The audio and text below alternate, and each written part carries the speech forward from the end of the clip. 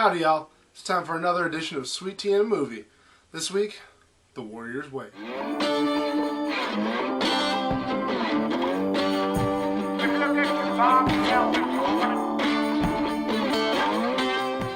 Man, I'll tell you what, if Sweet Tea was a ninja's warrior, I'd be deadly. Although I don't have Sweet Tea, so I would not be deadly. So a couple days ago, I saw The Warrior's Way. I want to explain something real quick that's going to be a part of future reviews from now on. The 4 things that make a movie for me are acting, music, settings, and story. I'm going to focus on those 4 things from now on. No more synopsis. I don't even know what I was trying last week. I was being weird. But anyway, let's get on with this. Acting. Acting was extremely good in this movie. I don't care who you are. I don't remember the name of the main actor. I think his name was Jang Dong-soon or something like that. But he did a pretty good job. He wasn't given that many lines, and really for his character I didn't expect that many lines. I didn't expect some deep monologue or some kind of huge rant about something. He's a ninja. He's soft-spoken. But for what he did say, he said it with good conviction, and he said it very well. Kate Bosworth. I fell in love with her accent. She did a really good job. I was attracted to her headstrong qualities in this movie. She was very determined about her role, and she took everything very seriously. As far as the other actors go, even the side actors, the ones who didn't really have that many lines and weren't supposed to, they all did a really good job. They fit their roles very perfectly, and I think the best part about the acting in this movie is that everybody took their roles very seriously. They probably knew that this was a movie that was, obviously set up in a kind of fantasy western samurai ninja flick, but they still took their roles very seriously, and that's always extremely important for an actor to do for a movie.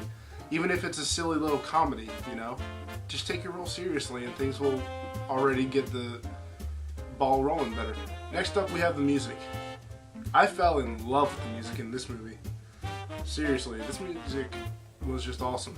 It had a really good blend of Japanese traditional music with like the very loud drums and the flutes just playing at very high screechy notes at some points, and it just really set the mood for those kinds of scenes.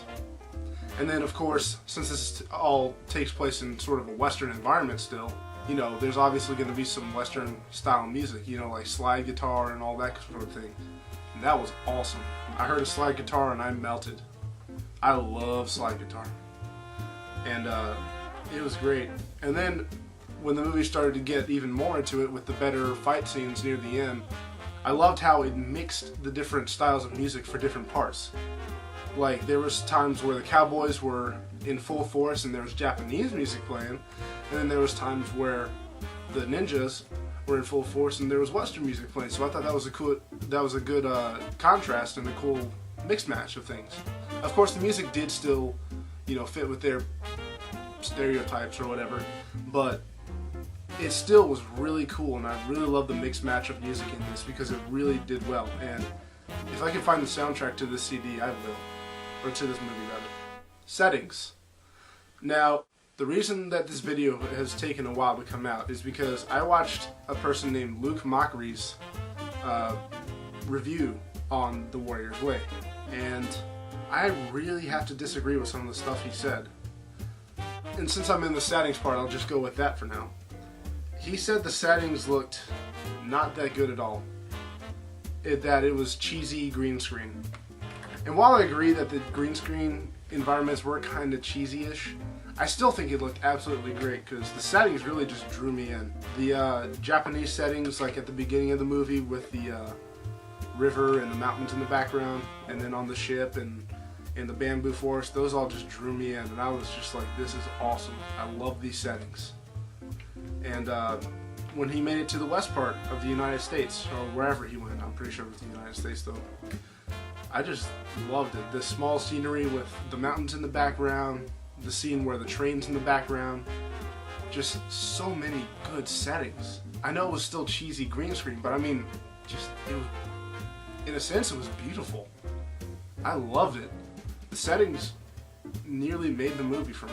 And I say nearly because, like I said earlier, all 4 things that I focus on in movies made this movie for me. but the settings were definitely a good quarter, if not maybe a little bit more, that made the movie for me. So basically what I'm trying to say to Luke Mochrie is, I really disagree with what you said about the settings. I think the settings were perfect for where they were, and I thought they looked great, especially the flowers in the western town. I did kind of question how they could grow there, but then again, I've never lived in a western-ish place. I don't know if maybe that exists anymore. So you never know, maybe it could grow there. I don't know. And finally, the story. This is another part that I disagree with Luke Mochrie on. He mentioned that both the cinematography and the story were infantile, and I thought that was a step too far. I'm sorry, but that seemed a little too much to call this movie. As far as the fight scenes go in the story, they are all very well pulled off, very well choreographed. It's just classic kung fu ninja fighting in the air, slice and dice, just very good. And even with the cowboys, when they were shooting off their guns at the ninjas, that was cool. That was really cool. And I loved how well balanced that both sides of the equation were. Because the whole premise of the movie is cowboys versus ninjas. And neither part was underplayed, and neither part, in my opinion, was well played. Both parts were overplayed, but in a well-balanced sense. Cowboys kicked plenty of booty, ninjas kicked plenty of booty. Both were seemingly stronger than the other at times, in a major way, and it was just completely awesome. But the story, I felt, was solid. I do have to agree with Luke Mochrie in that the first part of the movie threw me off a bit, because it almost did kind of seem like a comedy routine, and that text that appeared under the greatest swordsman ever was kind of weird. But besides that, I mean, and I enjoyed the comedy parts in the beginning. I thought that was really cool because it set me up in a place where when they did the flashback for Kate Bosworth, her character, I was at the edge of my seat in suspense. Because, you know, I was like, dude, what the heck's going on? You know? I mean, I'm not some cynical film reviewer who knows which twists and turns the movie's gonna make. When I see a good movie, I get on the edge of my seat and I wonder what's gonna happen. And I was in suspense during that flashback. And I just thought the story was very solid, and oh my gosh, the ending. So satisfying. That ending just made this movie for me. It just, oh my gosh. It was so simple and so well done. It wasn't over the top. It didn't need to be over the top. And it was just so satisfying. I loved it. As a final thing to say before I give my rating for this movie, I have to say, Luke Mochrie, I really like your stuff. I enjoy watching your review series, Film Conscience, every week. And to everybody who watches my videos, go check him out. He's pretty good. But for some of the stuff that you said for The Warrior's Way, I really disagree with. I love the settings, I love the story, I love the cinematography. And another thing, you mentioned in your review that the slowdown annoyed you. What is the deal with film reviewers these days giving slow-mo such a hard time? This is an action movie with ninjas in it. If it doesn't have slow-mo, then it's almost not nearly as good a ninja movie as it should be. I mean, come on. Think about it.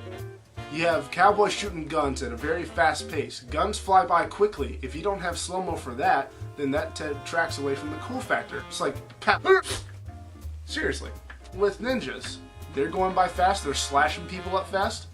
If you don't have that going by slow-mo at times, then all you see is just a bunch of dudes. You know, blood flying there, next slice, big whoop. Slow-mo is a great tool because it helps you see the action in a very clear and defining way.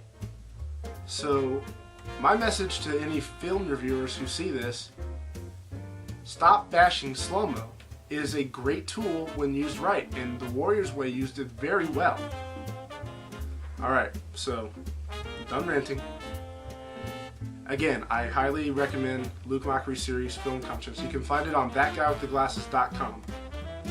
I don't know if he has a YouTube, I haven't checked, I just watch on That Guy with the Glasses. But still, check him out. He's a good guy. He's the son of Luke Mochrie. If that's not enough for you, then I don't know what is. Alright, so my final verdict on The Warrior's Way, and this is going to make some people mad, I'm sure. The Warrior's Way receives the show's very first 10 out of 10. It's not a perfect movie, but gosh dang, for its genre, it is dang near close. The only way that it would get a perfect rating is if it was a perfect movie, and that way it would get an 11 out of 10, which will be part of my rating if I ever come across a movie that I think is perfect in every near way. But this movie receives a 10 out of 10 because the story is rock solid to me.